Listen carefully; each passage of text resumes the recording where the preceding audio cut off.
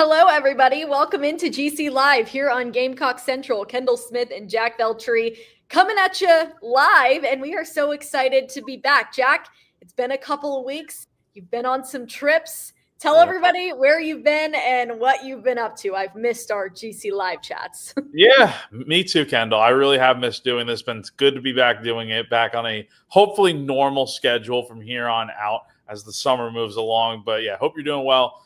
Went to Arizona for a week, middle of June, and then about a week and a half later, was not planned, but ended up going to Florida with my family on a beach trip. So I just got back from that a few days ago, celebrated I feel old now saying this. I turned 25, so on the 4th. So, but happy birthday! Woo! Oh, thank you. Everybody drop a happy birthday for Jack in the comments. 25. Little belated, a little belated happy birthday. But yeah, no, it's good to be back now. I think we're done with trips for the summer, so I'm tripped out. I feel like so we're all good. And yeah, Kendall, you've been having a good summer though.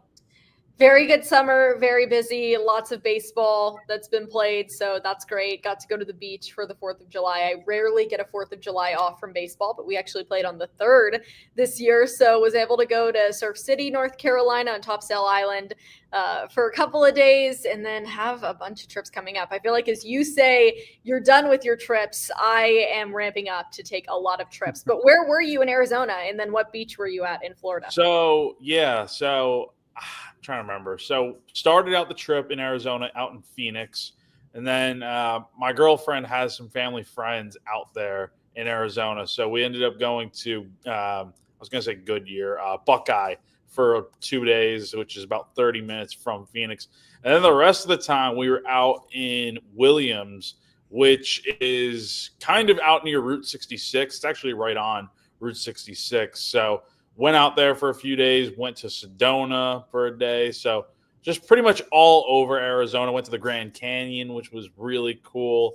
Trying to think of where else. Horseshoe Bend was really nice. Page, Arizona. Got some really cool views out there. So it was wonderful. And then for Florida, went to Amelia Island, which is right off the top of Florida there. Like once you cross the state line, you'll go off the exit towards Yulee, which is the high school where Derrick Henry went. So that was pretty cool passing by there. But yeah, so right at the top of Florida, went to the beach, and it was a lot of fun. Even though I say I went to the beach, but most of my time was actually spent at the pool, and I don't even think I went in the water at the beach. So you are a pool person over a beach person. I feel like that's always a hot topic, but that sounds great. I love Arizona. Obviously, I get to go every year for spring training, so it's not super hot because it's in February, March, and then I've been in December. I've not been to Arizona in the summer, so I could imagine that it would have been very, very hot, but still a beautiful state, and I'm glad that you got to take some time to relax and go do something fun. But Jack, you do have a trip coming up, actually. I do. Yes, that's you right. say you're all done with trips, but not quite. We're going to talk SEC Media Days here on the show. But before we do, Jack, let's give a shout out to our presenting sponsor, Clint Hammond. Yeah. So if you're staying around home for the summer and you're looking to potentially get that new home that you've always desired, go ahead and give a call to our good friend Clint Hammond of CMG Home Loans. He's been in the mortgage industry for such a long time now, well over 20 years. He's also a lifelong Gamecock fan. He's also a longtime supporter of GamecockCentral.com. So you know you're in the right hands with a guy like Clint that you can definitely trust, and he'll put you on the right track. Like I said, take you step by step through that process, which can be very complicated, of buying a home in this day and age. So definitely give him a call, 803-422-6797. The NMLS number for him is 71597. Or go to ClintHammond.com for more info. And again, that will be above us here on screen if you're watching live all show long. We appreciate Clint and all of his support here on GC Live and on Gamecock Central as a whole. He is the best. But yeah, Jack, let's talk SEC Media Days. I'm excited about this. It's talking season, which is always an exciting time of the year. Obviously, you feel the desire for football to get here quicker, but when you talk about it and you build up the hype, it makes the excitement surrounding the season even more so. So you're going on Monday to Atlanta, Georgia, and South Carolina will be there talking. Shane Beamer, DQ Smith will be there, Lenora Sellers, and Nick Barrett. Those are the three players that will represent the program. And then the other schools that will be there on Monday will be LSU, Ole Miss, and Vanderbilt. And for the full rundown, Tuesday, it's Auburn, Georgia, Tennessee, and Texas. Wednesday, it's Alabama, Florida, Mississippi State, and Oklahoma. And then Thursday, the final day of SEC Media Days, Arkansas, Kentucky, Missouri, and Texas A&M. So South Carolina gets to start things off. You get to go to Atlanta. How excited are you, Jack? See, I say I'm tripped out, but yeah, I'm going to Atlanta on Monday. But it's just a day trip, so like I haven't really planned it out yet as to like I know I'm getting up early. I'm probably leaving we're talking 4 or 5 in the morning, just to try to beat the traffic, and then we're there for the day. We're gonna be at media days, and then we're heading back home whenever we're done that afternoon or night. So it's gonna be a long day. I'm looking forward to getting out there, but yeah, it'll be a fun time, and it's good to see football kind of I think of this as kind of like the unofficial start of the season. We got fall camp coming up here at the end of the month, like August 1st, I think. And then it's full speed ahead after that. But this little brief time of year where it's like, okay, we got the summer, not a lot to talk about right now. We're just counting down the days till the season begins. This kind of helps speed that process up a little bit since it is the main point of talking season. Yes, I'm excited. I had the opportunity to go to Atlanta a couple of years ago when SEC Media Days were there, heading into our senior year of college, Jack. So that would have been 2022. It's been 3 years, which is so crazy, actually. In my mind, that's been maybe a year, but it's been 3 years. And I think South Carolina did a great job of picking the 3 players that will represent the program on Media Days: Lenora Sellers, Nick Barrett, DQ Smith, 3 guys that have contributed a ton to the program. And that's something since Shane Beamer began as the head coach at South Carolina that he's really emphasized, is sending guys to media days because they're leaders for the group. And obviously these 3 contribute on the field, but off of the field as well. And, we know Lenoris is the star of the team, obviously, but Shane Beamer isn't just sending him because of that. His criteria to send you there has a lot to do with the way that you interact with the group and the way that you lead. So any surprises for you, Jack, in terms of who Shane Beamer decided to send, or was this what you pretty much expected? No, I mean, you hit the nail on the head, right? When you think of the guys over the years since Shane's taken over the program back in 2021 that have gone to SEC Media Days, you talk about guys that are veterans that lead the program, like you just said, Kendall. And I think of guys like Takarion Joyner from a few years ago and Luke Doty last year. Maybe not the biggest names in terms of the best top players on the team, like Lenora Sellers is for this program, but you're taking veterans that are not only good leaders, but they're also going to provide good answers and stuff and media, exactly what you want. And I think the biggest thing is that they earn it. It's a reward. It's a reward for all your hard work at South Carolina. And DQ and Nick Barrett are definitely 2 guys that, when you think of guys that are probably most deserving to go, it's definitely those 2, along with Sellers. And it's interesting, Nick Barrett is a name that I think pretty much every Gamecock fan would know at this point. But for those who maybe don't, he's someone that last year did not play a lot, only played in 4 games plus the bowl game, was able to redshirt. And the reason for that was obviously just because the defensive line for South Carolina had so many good players on the team that it got to a point where South Carolina just decided, hey, maybe it'd be better to redshirt and preserve another year of eligibility, come back for this season in 2025 and be the guy to take on the mantle of replacing those that are no longer here. So Nick's got a great opportunity ahead of him, and he's been pretty good talking to media, going back to spring ball and stuff. So I'm looking forward to hearing from him. And then you got DQ Smith, a guy that has been with the program since, 2022 now, and he's someone that is going in his 4th year as a starter at safety, and he's another good guy that could talk. He's a local guy and someone that a lot of the Gamecock fans really do like around here. So those are 2 guys that are highly deserving. And then what more can you say about Lenora Sellers? It makes sense. So many quarterbacks are going to be at this event over the course of the 4 days that it will be going on at the College Football Hall of Fame in Atlanta. And I'm really looking forward to hearing from Sellers, but also along with so many other great quarterbacks in this conference. Absolutely. And for those of you that are like, what goes on during SEC Media Days? Well, a little bit of a breakdown. So, obviously, South Carolina will be there with 3 other schools.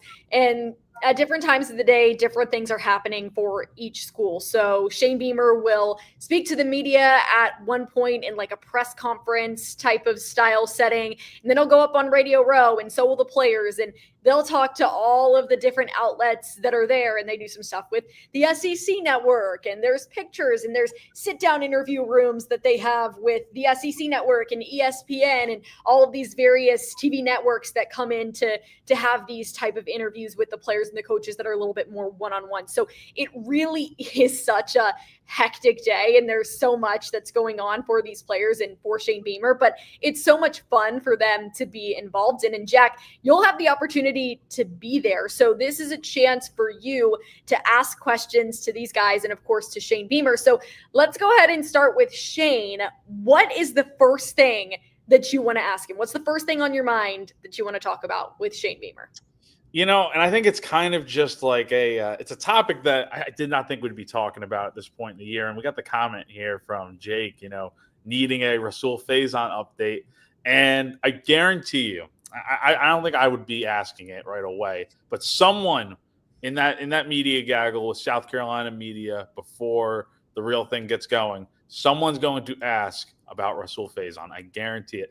And I think we were supposed to get something of an update today, but then there's a report out there that there was never supposed to be an update today on Rasul and his eligibility case for next season. So we'll see what happens with that. I think that'd probably be the first thing that probably needs to be checked off and just asked, of course, just for, making sure. But other than that, I think just the expectations, again, for the season of, all right, you're coming off a 9-4 year where you almost won 10 games.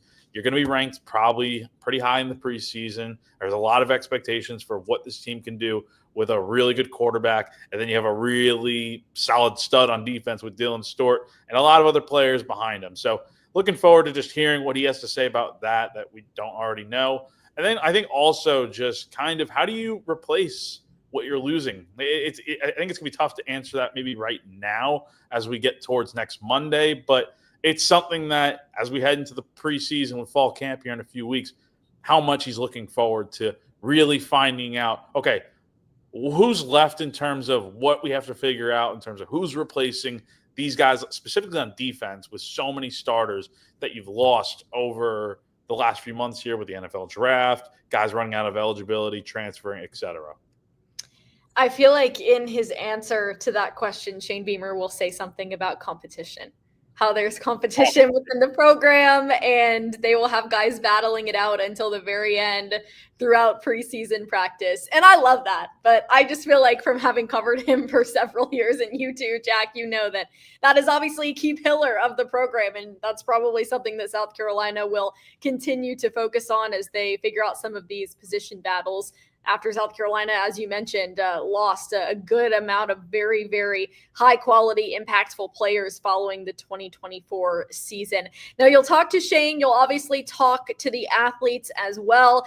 And so excited that Lenora Sellers will be there. It'll be so great to hear from him, a leader of the group, the star of the team. He is the name that everybody is talking about, not just within the South Carolina fan base, but on a national base as well. So many people bringing up Lenora Sellers' name, and that's about his upcoming season. He's been spoken of in the preseason Heisman conversation, just a lot of hype surrounding Lenora Sellers. So you will have the chance to chat with him too, Jack. What is it that you want to hear from Lenora Sellers?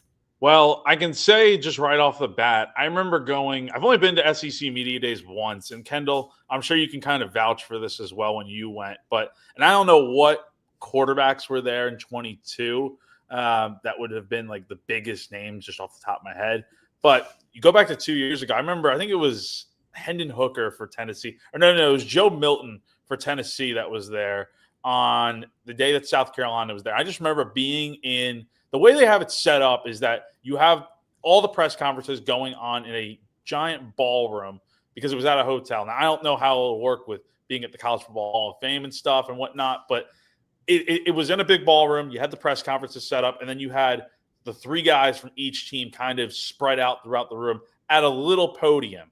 And I remember Joe Milton just having everyone around him. I mean, tons of media. It was crazy. And then you look at the other guys in the room, and it's like no one's talking to them. So I bring that up because I think we're going to see the same thing here with Lenoris and so many people wanting to talk to him. You mentioned the fact that he's got the national buzz, not just the local buzz anymore. People are talking about this guy being a Heisman hopeful, potential top pick in the NFL draft going into 2026. The sky's the limit for him, to be honest. And so hearing from him on Monday, I don't know how much I'll personally be standing there trying to hear stuff from him, just because also work your way in, Jack. Work your way in. Again, it's no knock on him, but it's like, he gives you basically the bare minimum in terms of answers, right? He's very to the point, very short, not going to, spill the beans on everything. And so a lot of what he'll say is stuff we hear from him constantly, just because he is so well trained with answering media questions and stuff too.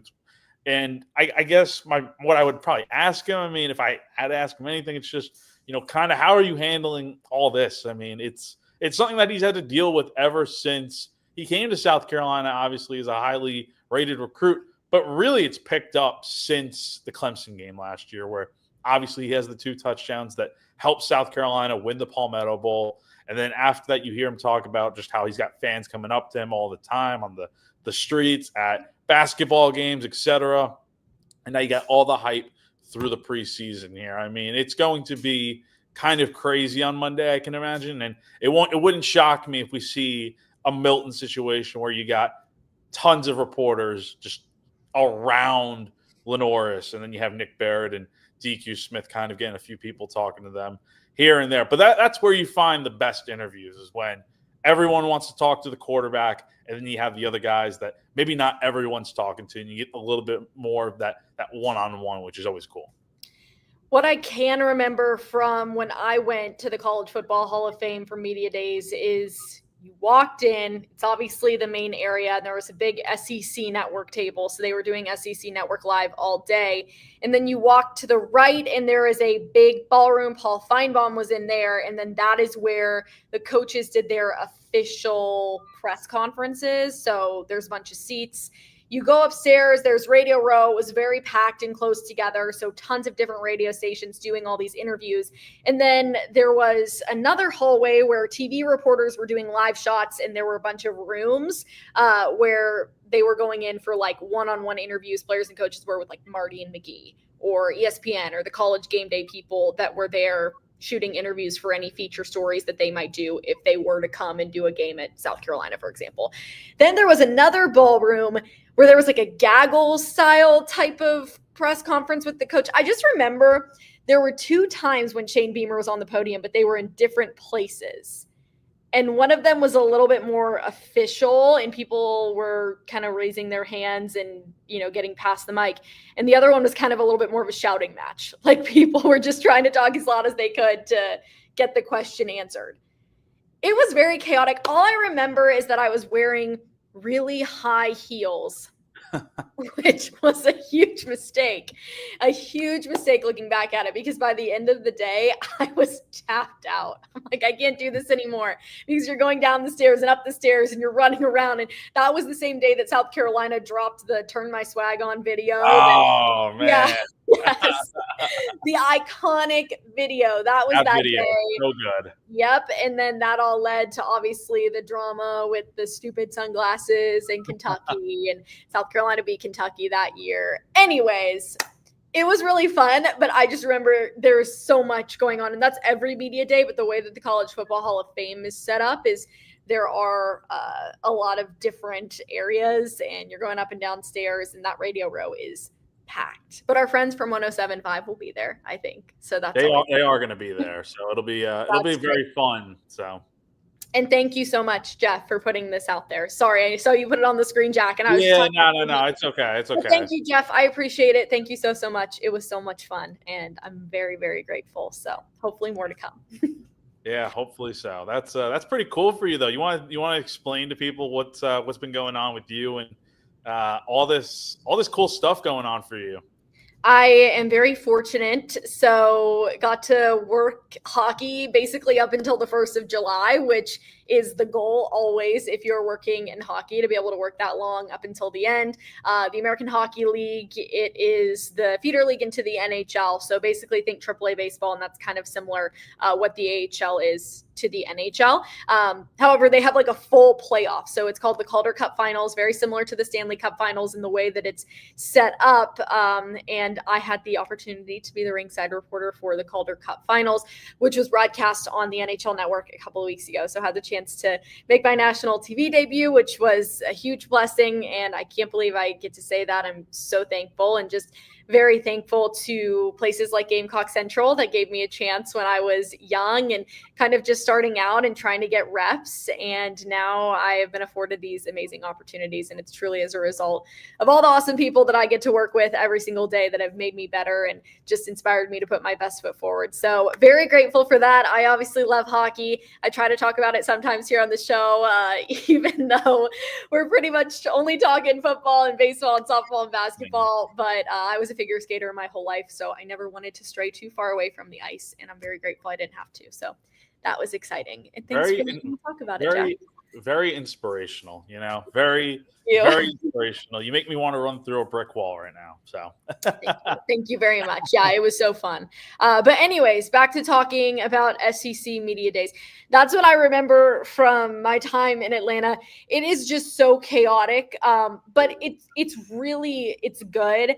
And everyone that comes, whether it's coaches, whether it's players, they know they're in for a very long day. But as you said, Jack, it is like a reward. Like, it's a fun day. If you're selected to go and represent your team, that is a huge honor. And those three guys, Nick Barrett, DQ Smith, and Lenora Sellers, each get to represent South Carolina. And again, they get to do it this upcoming Monday, July 14th, with LSU, Vanderbilt, and Ole Miss. I'm sure we'll get some quotes from Lane Kiffin. We're going to hear – I like the way it's set up. I like the way it's set up, honestly, to where – we're going to be hearing. I think, honestly, I was looking back at last year's format. I think it was pretty much the same four guys that went on day one with South Carolina, LSU, Ole Miss, and Vanderbilt, and that's the way it's seemingly playing out again for this year. And we got a lot of good guys talking this year. I mean, obviously, Lane Kiffin will probably say some good stuff on air or whatever. You got Brian Kelly, who South Carolina obviously lost that really decisive game at the beginning of the year last year that had a lot of controversy with it that we won't get into on this show. We're still talking about it to this day. July 9th, and we are still talking about it. I genuinely remember I was here at Truist Field when that happened because we were playing a baseball game. And I was like stomping around after the game was over, and everyone was like, "What's wrong with you?" And I'm like, "Don't even talk to me. Like, literally, don't talk." The fact that we're still talking about that almost a year later. And you know what the crazy part is, Kendall? When that LSU game comes around that second week in October, it's going to be PTSD for so many Gamecock fans that listen to us, just having to hear about it all over again. So we're not going to get into it too much here, obviously. We've touched on it plenty before in the past, but hearing from Brian Kelly is going to be cool. And Garrett Nussmeier is going to be there for LSU. You have Diego Pavia, who had those comments about playing South Carolina in that early month of September, and how excited he is to go in there and beat South Carolina. I mean, that's going to be something that looking forward to hearing what he gets asked about that, if he does or if anything. And yeah, so a lot of storylines you get from media days. And again, it's just talking season. It's going to probably be a lot of discussion about the playoff and NIL and all these different things that are going on in college football right now, which whether you like it or not, that kind of is just the way it goes now with this new era in sports with revenue sharing and stuff now. But I am hoping we hear a lot about the preseason and what's to come for these teams on the field. And I'm really excited to hear what South Carolina is going to be asked and what the conversation is going to be all about, just because this is one of those teams that is coming off such a great year and they have a lot of buzz. I would say, and I think going into 2023 at Media Days, that was when they were coming off the 8-win season. There's going to be so much buzz, even more so than what they had after that 8-win year, where now they're going to be right in the conversation, the college football playoff potentially. So really looking forward to getting out there and hearing what Shane's got to say, but also from the players that are coming with them. Yeah, and that's such a good point, Jack. Obviously a lot of national attention for South Carolina too throughout this talking season that we are currently in and then heading into the football season. And so, South Carolina has had different narratives that the media has focused on throughout talking season over the last few years. But what do you feel like the narrative is about South Carolina right now as they head into these media days? I think the narrative is about as good as it can be. Like, South Carolina is coming off the really exciting 9-4 season where they won 6 in a row to kind of close out the year and beating Clemson on the road. So that's probably a lot of people's memory right now of where this program is at going into the year. Obviously, Shane signed that contract extension, so he's not going anywhere.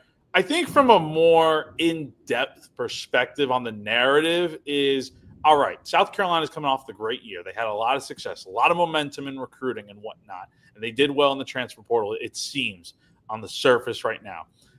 But again, this is probably one of my top questions going into the season is, okay, you did great last year, but you have to replace so much talent. I mean, we're talking about your linebacker core is completely new. And new in the sense of, like, you lost Bam Martin, Scott, Debo Williams, and Demetrius Knight. You got guys in the program that have been here for a year or two now that you're hoping can step up, like J.R. Johnson and guys like that. But you also have new guys like Sean Murphy and Justin Oronquo. Like, you have guys like that you're hoping can be the new faces in that room that pick up where those guys left off. You have to replace Nick Eamon-Warrior, a big loss right there. Your defensive line is pretty much going to look brand new outside of Dylan Stewart coming back for his sophomore year. So that's the big thing, is that the narrative, okay, they were great this past year. How are they going to be better in 2025? Are they going to be better in 2025? Can they take that next step and be a playoff team? That's kind of where I look at this whole thing right now. Well, I think it's a great point. And, Jack, certainly we'll see what everybody has to say on Monday. So we encourage all of you to head over to GamecockCentral.com, follow Jack on social. Who else is going with you, Jack? It's just me. So it's just me for the one day. Wow. I'm there. I know. So the last time I went, it was Colin Taylor and Mike Yuva that were both with me. And I think for you, it was what? Colin, it was Mike, Colin. It may have been just us three. Yeah. Wasn't Joe with you guys? Oh, yeah. Joe was with us too. Yeah. Mm-hmm. Intern Joe. So yeah. It was 4 of us. And we went the night before and, had dinner in Atlanta. It was nice. That was actually the last time I've been to Atlanta. Wow. We'll also be there during the All-Star game. So, during the All-Star game, like the same week. Here's my dilemma, though. I'm not going to go to the Home Run Derby or the All-Star game because, number one, I think it's far too expensive. But also, like, I'm not booking a hotel room, so I'm only there for the day. Now, my real dilemma is the fact that it is the All-Star break and all that, which is nice, but the Yankees are in town starting on Friday. So I think my plan is I'm going to Atlanta Monday, and then I'll go back to Atlanta like 5 days later, go see the Yankees play the Braves right after the All-Star break. It's perfect timing. That's why I like that South Carolina goes on day one for media days, but if they went on Thursday, that would be elite. I would have stayed in Atlanta. Pretty much. That would have actually been perfect for you. Would have been perfect. So yeah, it's going to be a crazy week in Atlanta, and I wanted really badly to go to the All-Star game. And they have the Futures game, which is a couple days before the All-Star game, and we have one of our guys that's playing in it. So I really wanted to go, but I will not be going this year. But I am excited to watch that. Jack, your Yankees, what the heck happened against the Mets last week? You're lucky you guys salvaged one game. They've won 2 games in a row now. They had 10 runs last night. Look, there's so many bad things going on with the Yankees right now. Like Clark Schmidt, former Gamecock, is out with Tommy John surgery, probably till 2027. They lost 6 games in a row, but they've won the last 2, and they've looked a lot better lately. So I'm taking the positives with this. I'm tired of talking about the negative with all the Yankees and stuff. So we'll see. I'm feeling better now, but they got to keep it going. So many teams out there would love to have the talent that the New York Yankees do. Yeah. I think they're super fun to watch. I love this time of year with baseball. Obviously, I watch it every single day because of my job, but I really enjoy it at the major league level too. There's really nothing else to watch. So can watch baseball every single day. I'll be in Chicago in a couple of weeks at the Cubs White Sox series. Speaking of rivalry, that'll be fun. So I'm very excited about that. It's on at Wrigley. It's at home for the White Sox at Rate Field. So excited about that. But yeah, don't tell Jack the Yankees are overrated. They're not that good. I'm a realist when it comes to the Yankees. They're not that good. So we'll see what happens. But they got to get through the rest of the season first before my hopes get sky high. I saw a report that for the All-Star game, they're planning on using the ABS challenge system, which I'm like, yes, that is always that. I'm used to that every single day. For those of you that don't know what that is, the calls balls and strikes as they normally would. But if the catcher, batter, or pitcher feels like it was a missed call, they can do a little tap of the head and they challenge the pitch. And then if the challenge is overturned, they retain the challenge. And if it is upheld, then they lose a challenge. I'm looking forward to it. It's going to be – it was kind of random, that news today that came out. It's like right before the All-Star game, you're going to do it at the All-Star game. I think it's something they should have just been doing since the start of the regular season, since they were doing it in spring training, and it obviously works. But, hey, it's something that the future is here. Robo-umps are coming closer and closer to becoming a reality, and I'm kind of here for it because I want to see calls become right.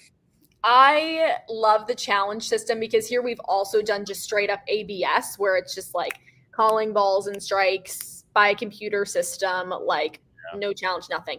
And I think that's tough. Like, I do like the human element of it, but I appreciate the fact that there is a challenge or, challenges available so that teams will have the opportunity to kind of push back. And it's about strategy too, because I've seen challenges get lost in the third inning.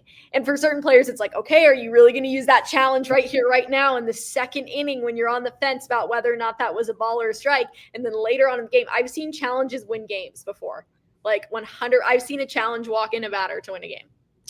It's kind of just part of the game now, right? I mean, it's crazy to think about. Yes, baseball has evolved so incredibly much, and it's been fun to watch. Jack and I both love baseball. As you guys know, we love to talk South Carolina baseball, which we'll be talking about more and more before we even know it. We'll get into fall ball here soon. But right now it is football season. It is talking season for football, and I can't wait, Jack. It's been a long time since the Citrus Bowl back in December in Orlando, Florida, South Carolina, and Illinois. It has been a long time. So gearing up for SEC Media Day, South Carolina, this coming Monday, and Jack will be there to keep you all updated with everything. Have so much fun in Atlanta, Jack. Enjoy your time, and we appreciate you as always. Thank you guys for watching so much. We appreciate it from you, and we will see you back here soon on GC Live. So for Jack Veltri, I am Kendall Smith. This has been GC Live here on Gamecock Central. Happy Wednesday, everybody. We'll see you soon. Bye.